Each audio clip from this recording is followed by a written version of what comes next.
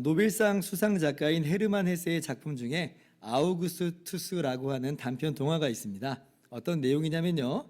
한 젊은 여인이 결혼하자마자 얼마 안 돼서 남편을 잃어요. 그리고 유복자인 아들이 태어납니다. 그 아들 이름이 아우구스투스예요. 그러던 어느 날 옆집 할아버지가 이러는 거예요. 오늘 저녁에 내 집에서 음악 소리가 나면 아이의 귀에 소원을 하나 말하라는 거예요. 그러면 그 소원대로 그대로 될 거라 이렇게 얘기를 해주는 겁니다. 그리고 정말 그날 저녁에 옆집에서 음악 소리가 딱 들려오는 거예요. 그러니까 이 엄마가 이제 고민을 합니다. 왜 고민을 해요? 소원을 빌어야 되잖아요. 그러면 어떤 소원을 빌까? 어떤 소원이 내 아이에게 가장 좋은 소원일까? 이렇게 고민하다가 드디어 이제 한 가지 소원을 말합니다. 뭐라고 말하냐면 모든 사람들이 너를 사랑하지 않고는 견딜 수 없게, 사랑받는 아이가 되도록 이렇게 소원을 비는 거죠. 그렇게 소원을 빌었어요. 그리고 정말 그 소원대로 됩니다. 그런데 문제가 뭐냐면 이 아이가 성장해 가면서 아무리 잘못된 행동을 해도 아무리 방탕한 삶을 살아도 사람들이 미워하질 않아요. 사랑받는 아이가 되도록 빈 소원대로 돼버리는 거예요. 좋아해주고 용서해주고 관심 가져주고 사랑해주고 그렇습니다. 그래서 이 많은 사람들에게, 모든 사람들에게 사랑을 받아요. 근데 이 사랑을 받는 거에 익숙할 뿐 이 아이가 다른 사람을 사랑할 줄을 몰라요. 사랑할 줄을 몰라요. 그냥 자기 잘난 맛에 사는 거죠. 으쓱하고 거만하게 그렇게 살아갑니다. 그러니까 이 아우구스투스가 결국 인생의 실증을 느껴요. 실증을 느끼고 삶의 아무런 의미를 찾지를 못합니다. 그 영혼이 병들어 가는 거예요. 마음에는 공허함만 깊게 자리 잡게 된 것입니다. 그래서 이제 이 아우구스투스가 자기 손으로 이제 자기 인생을 끝내버리려고 해요. 근데 이제 그 순간에 그 할아버지가 다시 찾아옵니다. 그러면서 한 가지 소원을 더 들어주겠다 이렇게 얘기를 해요. 그러니까 이 아우구스투스가 지친 마음으로 이렇게 이야기를 해요. 할아버지, 예전에 저를 망친 그 마력을 거두어 주세요. 그리고 이제는 제가 모든 사람들을 사랑할 수 있게 해주세요. 이제 이렇게 이야기를 한다는 이 소설의 내용이었어요. 비록 소설이지만 우리 인생에 비춰봐서 생각할 거리가 참 많죠. 이 어머니가 돈도 아니고 명예도 아니고 다름 아니라 다른 사람들의 사랑을 선물해 주려고 했다는 것은 정말 참 굉장히 의미 깊은 행동이다 이렇게 볼 수가 있어요. 인생의 행복이 어떤 돈이나 어떤 물질이나 조건에서 비롯되지 않는다는 걸 안다는 거 아니에요. 사랑을 받는 게 그렇게 중요하다는 걸 아는 거, 이런 통찰이 있어요. 그런데 과연 받는 사랑만이 그의 인생의 전부가 되어버린다면 이것이 과연 정말 행복한 삶이 될 수 있는 것인가? 라고 하는 질문을 이제 우리에게 던지는 거예요. 며칠 전이 어린이날이었는데요. 우리 자녀들에게 향한 우리의 소원이 있죠. 사랑받는 아이가 됐으면 좋겠어요. 그런데 사랑받는 자녀만 그게 전부가 되면 안 되고, 또한 사랑할 줄 아는 자녀로 그렇게 지혜롭게 잘 양육하시기를 주님의 이름으로 축원합니다. 오늘 본문에 등장하는 다윗의 아들 압살롬은 어떤 의미에서는 이렇게 사랑만 받고 자란 자녀의 모습을 보여준다라고 할 수가 있어요. 14장 25절을 보면요, 온 이스라엘 가운데에서 압살롬같이 아름다움으로 크게 칭찬받는 자가 없었으니 그는 발바닥부터 정수리까지 흠이 없었더라, 이렇게 말씀하고 있어요. 정말 어마어마한 평가를 내리고 있죠. 성경에 이렇게 압살롬만큼의 평가를 받은 사람이 없어요. 아니, 머리끝에서부터 발끝까지 흠 잡을 데가 없다라고 하면 도대체 어느 수준인지 한번 보고 싶죠. 그러니까 가정에서도 사랑을 엄청 많이 받았을 거고, 그리고 다른 사람들에게서도 엄청난 사랑을 받았을 거예요. 아마 모르긴 몰라도 오늘날로 따지면 그냥 최고 인기 연예인급, 아이돌급 되는 그런 외모와 인기를 그렇게 가지고 있지 않았을까, 이렇게 생각을 한번 해볼 수가 있습니다. 물론 이렇게 외모가 탁월하고 인기가 많다는 게 그 자체로 문제가 될 건 없죠. 그런데 이러한 압살롬의 마음 가운데에는 뭐가 자리 잡고 있냐면 독선과 교만함이 함께 자리 잡고 있는 것을 우리가 알 수가 있어요. 32절, 14장 32절 하반절을 보시면 자, 이제는 내가 나로 하여금 왕의 얼굴을 볼 수 있게 하라. 내가 만일 죄가 있으면 왕이 나를 죽이시는 것이 옳으니라 하는지라. 이게 무슨 말이냐면요, 압살롬이 하는 말이에요. 나는 죄가 없다는 거예요. 나는 떳떳하고 당당하다는 겁니다. 나의 행동에 있어서 그 어떤 거리낌이라고는 없는 거예요. 근데 아버지 나한테 왜 그러시는 거예요? 이렇게 얘기하는 거예요. 다윗에게 나는 죄 지은 거 없는데, 나는 떳떳하고 당당한데 나한테 왜 그러시는 거예요? 여러분, 이 말이, 압살롬의 이 말이 어떤 배경에서 나오는 말인지를 여러분도 잘 아실 거예요. 우리가 지난 한 주간 동안 읽었던 본문에 나오는 그 내용들이죠. 다윗 왕에게는 아들이 많이 있었습니다. 그 중에 첫째가 암논이고 셋째가 오늘 이 압살롬이에요. 다윗이 왕비가 여러 명이었기 때문에 이 둘은 이복 형제지간입니다. 그리고 압살롬에게는 다말이라고 하는 친여동생이 있었어요. 그런데 어느 날 암논이 이 다말에게 몹쓸 짓을 합니다. 다말의 인생이 하루아침에 망가져 버린 거예요. 그리고 이제 다윗이 그 사실을 알고 굉장히 경노합니다. 그런데 이제 성경을 보니까 경노는 했는데 그 뒤에 어떤 후속 조치가 취해진 것이 없었던 것처럼 보여요. 여전히 암논이 왕의 첫째 아들로서 그 지위를 유지하고 있었거든요. 그러니까 압살롬이 속으로 칼을 가는 거예요. 칼을. 아버지가 경노는 했는데 그 뒤에 조치는 없으니까. 그래서 2년 동안 칼을 갈고 있다가 압살롬이 암논을 암살합니다. 다말에게 몹쓸 짓을 한 것을 내가 직접 복수했다는 거예요. 다윗 집안으로 따진다면 비극이 연이어 벌어진 거죠. 몹쓸 짓을 저질렀고 또 아들 하나는 죽고 살해당하고 아들 하나는 살인자가 되고. 그래서 이제 압살롬이 그 길로 도망가서 외가 쪽 나라로 도망가서 3년을 지냅니다. 3년을 그냥 보내요. 망명 같은 이제 모습인 거죠. 그리고 지금은 이제 돌아왔어요. 다윗이 사실 돌아오라고 해서 돌아온 건 아니에요. 요압이라고 하는 장군이 술수를 부렸기 때문에 어쩔 수 없이 이제 돌아오게 하는 이제 그런 모습이 있었습니다. 그런데 이제 다윗은 압살롬을 만나주질 않아요. 만나주진 않아요. 이게 오늘날로 따지자면 무슨 얘기냐면 사면은 시켜줬는데 복권은 시키지 않았다는 거예요. 왜냐하면 다윗이 볼 때는 압살롬은 여전히 이 살인자이거든요. 나의 사랑하는 아들이지만 또한 동시에 살인자예요. 그래서 그에 따른 대가를 받아야 된다라고 하는 그런 자세가 이 다윗에게 있었던 것으로 보여요. 왜냐하면 율법의 정신이라고 하는 게 눈은 눈으로 이는 이로 갚아야 된다는 거죠. 근데 압살롬은 사람을 죽였으니까 사실은 압살롬에게 해당하는 상응하는 벌은 뭐냐면 사형이에요, 사형. 근데 이제 그렇게까지는 안 하고 사면은 시켜주겠다. 형의 집행은 면제해 주겠다는 겁니다. 그러나 여전히 압살롬은 나의 아들이라고 할지언정 그러나 살인자이므로 아무 일도 없었던 것처럼 할 수는 없다. 그래서 다윗이 압살롬을 만나주질 않아요. 만나주지 않는다는 것은 복권시키지는 않겠다라고 하는 완곡한 의사표시라고 볼 수가 있습니다. 그리고 2년이 지나요.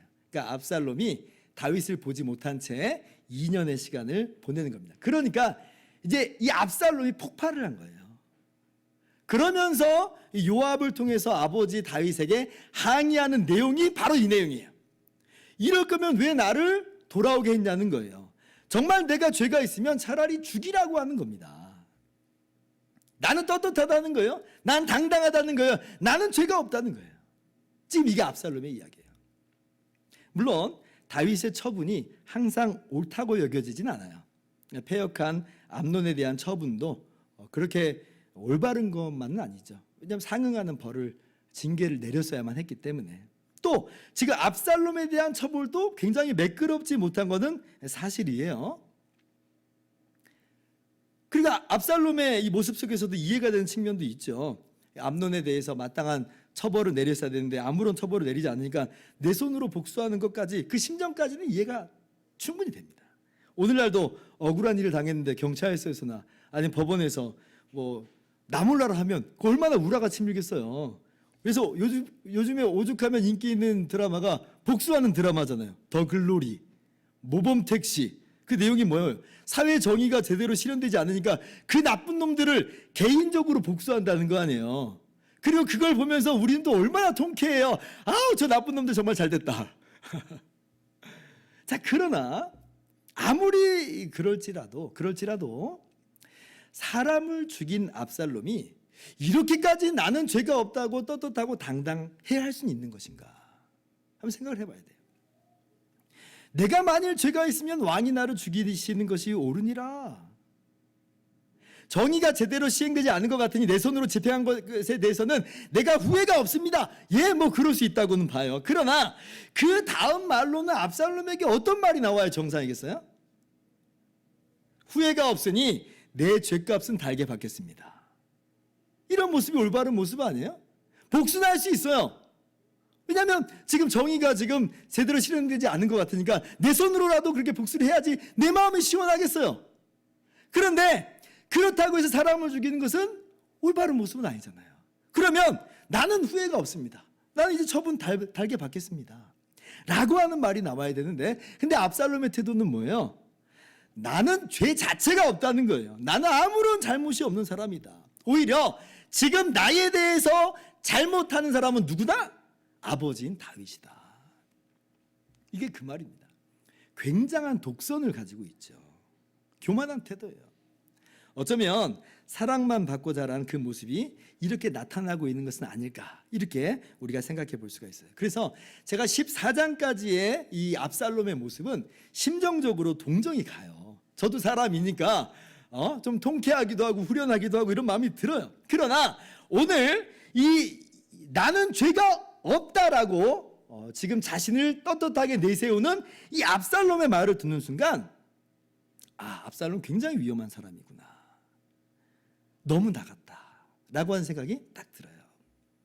오늘 우리가 함께 읽은 15장 말씀은 압살롬의 독선과 교만이 이제 어떠한 파괴적인 양상으로 전개되고 있는지를 보여주는 본문입니다.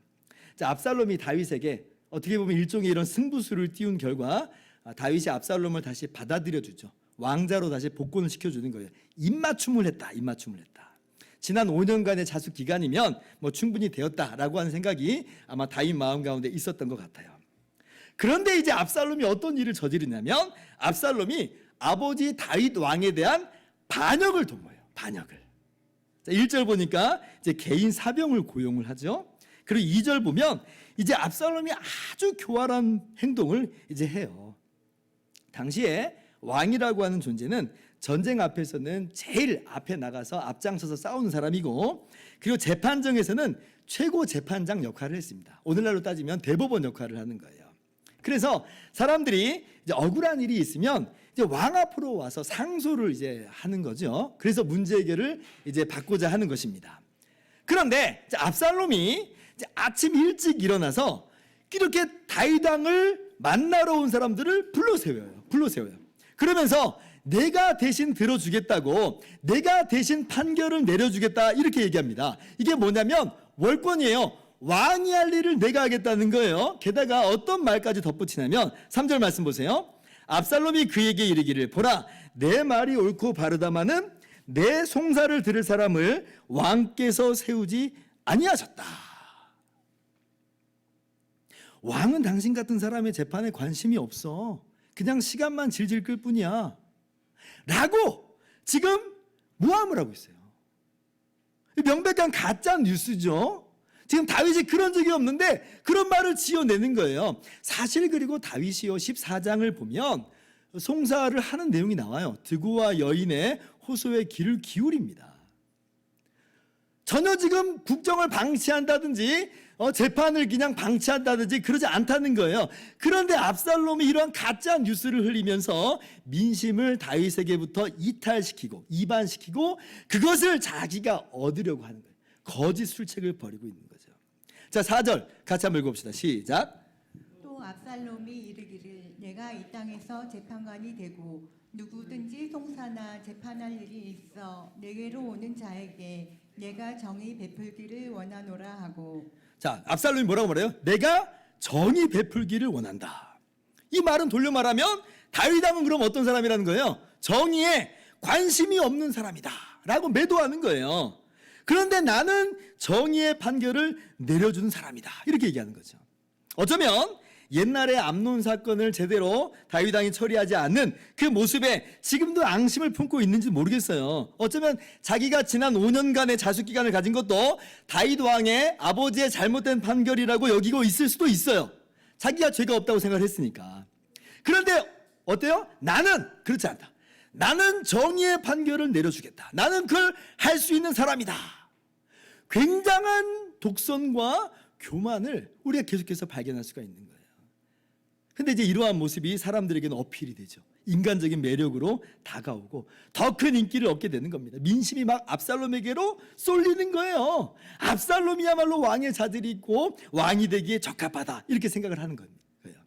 그리고 결국 이 모든 작업을 다 이루어 놓고 이제 때가 되었을 때 압살롬 안에 있는 괴물이 밖으로 튀어나온 거예요. 그로부터 4년이 다시 흘렀습니다. 드디어 이제 압살롬이 때가 됐다고 생각을 하고 압살롬이 어떤 일을 벌이냐면 내가 왕이 되었다라고 선포를 해버리는 거예요. 10절 말씀 같이 읽어봅시다. 시작. 이에 압살롬이 정탐을 이스라엘 모든 지파 가운데에 두루 보내 이르기를 너희는 나팔 소리를 듣거든 곧 말하기를 압살롬이 헤브론에서 왕이 되었다 하라 하니라. 압살롬이 헤브론에서 왕이 되었다, 이 이야기를 퍼뜨리라고 하는 거예요.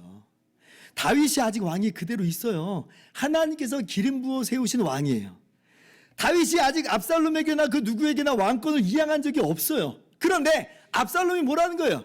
이제 내가 왕이라는 거예요. 내가 왕이 되겠다는 거예요. 명백한 반역이죠. 그래서 어떤 학자들은 이러한 압살롬의 야심과 이 반역의 모습을 볼 때에 첫째인 암논을 죽인 게 꼭 어떤 복수심만은 아닌 것이다, 이렇게 해석을 합니다. 그걸 빌미로 왕위 계승 서열 1위인 처단함으로 그렇게 내가 왕권을 이어받고자 하는 권력형 암투도 그 안에서 작동된 것일 수도 있다, 이렇게 해석을 해요. 충분히 일리 있는 해석이에요. 왜냐하면 왜 그래요? 아니 사람이 권력에 미치지 않고서는 이룰 수 없거든요. 아무리 아버지에게 불만이 있기로서니 아버지를 향해서 반역을 저지를 수는 없는 겁니다. 아버지를 향해서 칼을 휘둘러요. 16장을 보면 심지어 아버지의 후궁들을 범하는 것으로 아버지와 완전 척을 집니다. 패륜적인 일을 벌이는 거예요. 압살롬에겐 다윗은요 전혀 아버지가 아닌 것이고 뭐예요? 그냥 처단해야 되는 정적에 불과한 거예요. 괴물이죠, 괴물.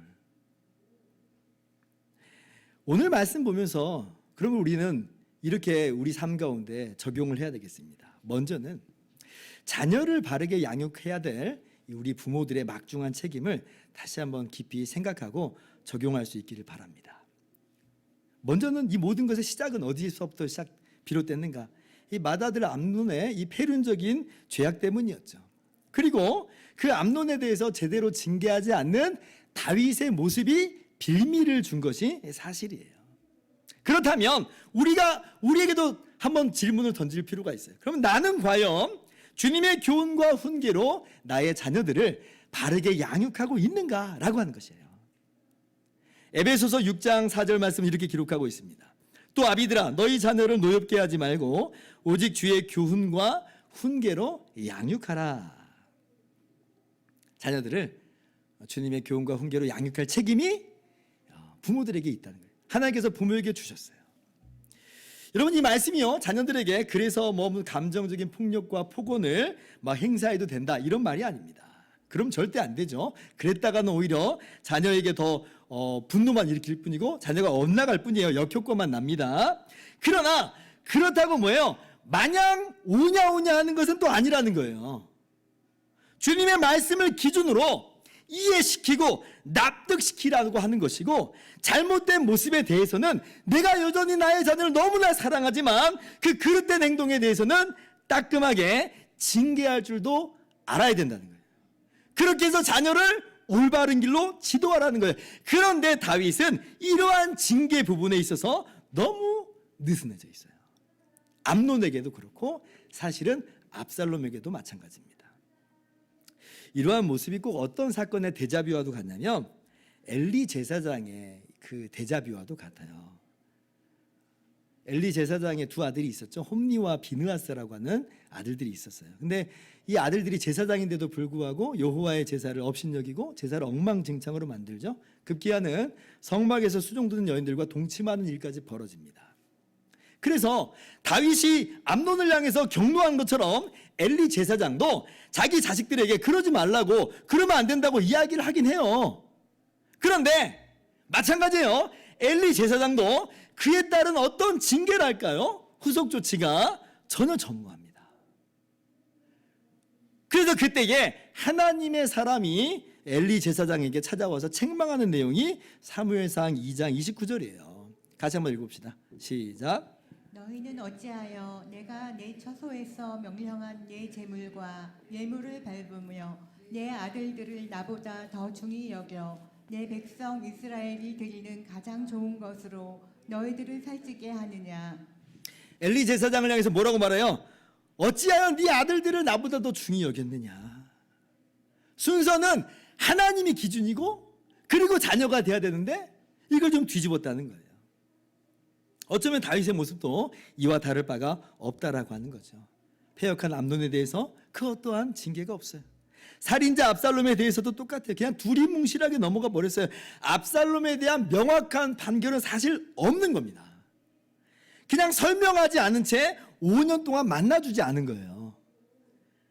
그러니까 그 안에서 분노만 더 키웠던 것뿐이죠. 사랑하는 성도 여러분, 자녀를 바르게 양육할 책임을 하나님께서 부모에게 주셨어요.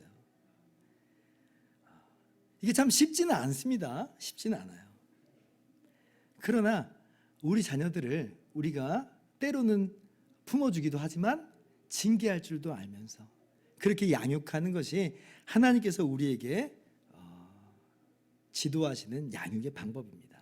하나님의 말씀에 그릇 행할 때에는 오냐 할 것이 아니라, 그래도 괜찮은 것처럼 내버려 둘 것이 아니라, 그래도 나는 너를 사랑해라고 그렇게 나설 것이 아니라, 내가 너를 사랑하기 때문에 오히려 하나님의 말씀 안에서 나는 너를 이렇게 지도한다라고 마땅히 지도할 줄 아는 저와 여러분 되기를 바랍니다. 쉬운 얘기는 아니라 그랬어요. 다윗같이 위대한 신앙의 인물도 이 일에 있어서 이 정도밖에 안 됐어요.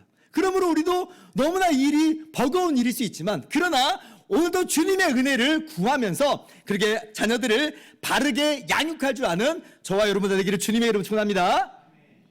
둘째로 압살롬의 입장으로 들어가 보면서 이렇게 또 우리가 적용을 해야 되겠습니다.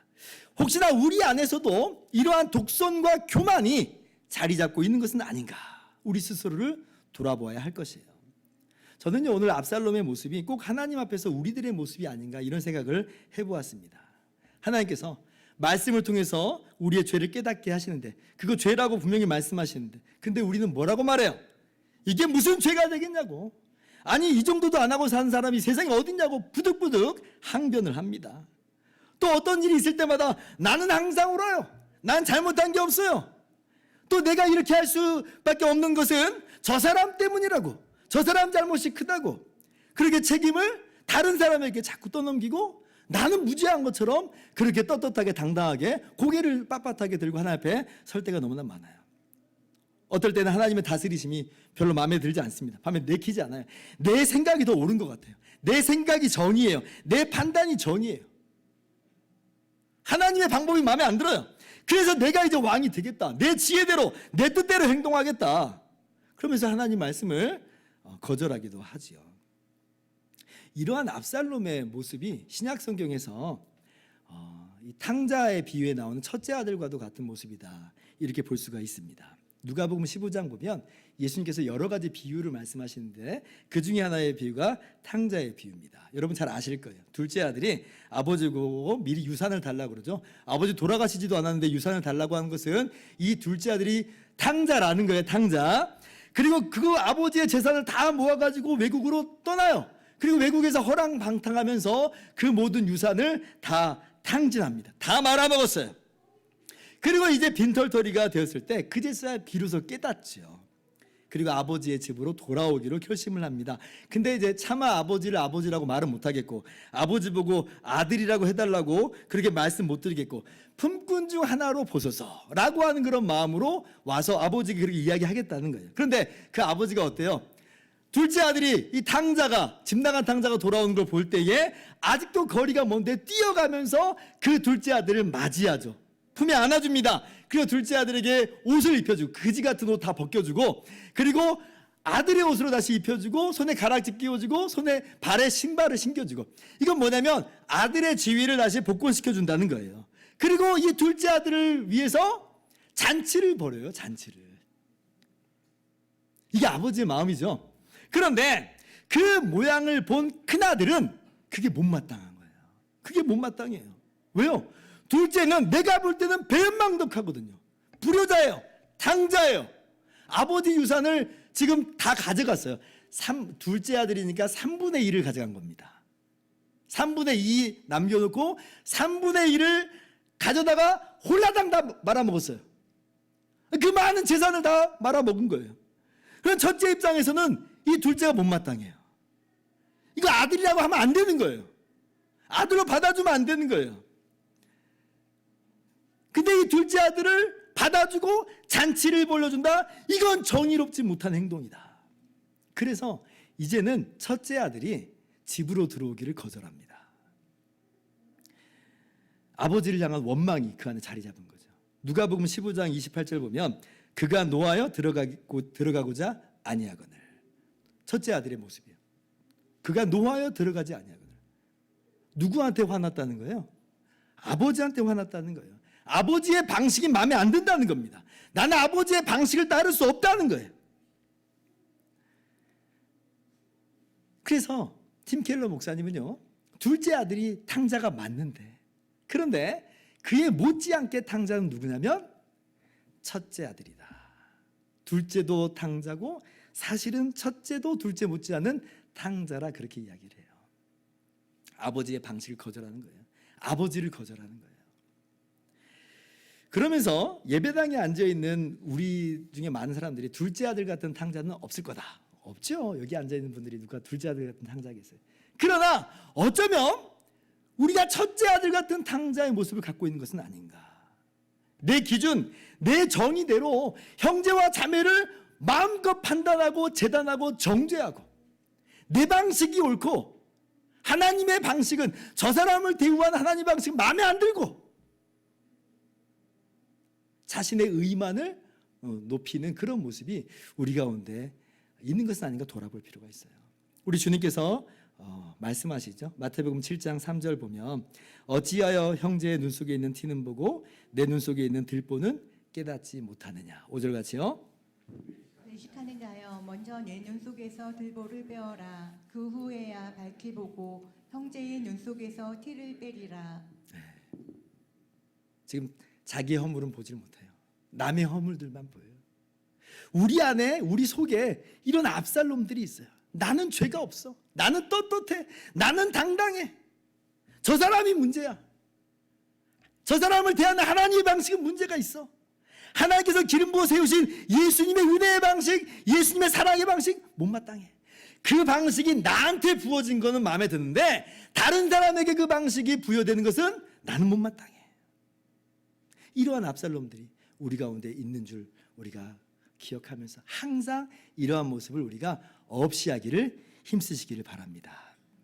결국 우리는요, 다시금 우리가 어떠한 존재들이었는지, 얼마나 우리가 죄인들이었는지를, 그런 우리가 거저 구원받은 이 은혜와 사랑을 다시금 기억을 해야 돼요. 잊지 말아야 돼요.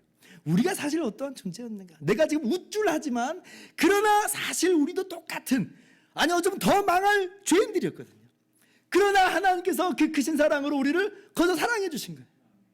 예수님께서 이러한 못난 나를 위해서 대신 십자가에서 죽어주신 거예요. 이러한 은혜와 사랑을 거저 받았는데 내가 어찌 내 형제와 자매를 향해서 함부로 판단하고 정죄할 수가 있다는 말인가. 나는 마치 죄 없는 것처럼 그렇게 행할 수 있다는 말인가. 기억해야 돼요. 우리가 죄인이었음을 깨닫고, 우리가 하나님께로부터 거저 은혜와 받은 사랑을 받은 것을 깊이 깨닫고 하나님의 방식에 우리의 삶을 맞춰가야 됩니다. 하나님께서 그 놀라운 은혜와 사랑으로 나를 사랑하신 것 같이 그 방식 그대로 형제와 자매를 사랑할 줄 아는 저와 여러분들 되기를 주님의 이름으로 축원합니다. 기도하겠습니다.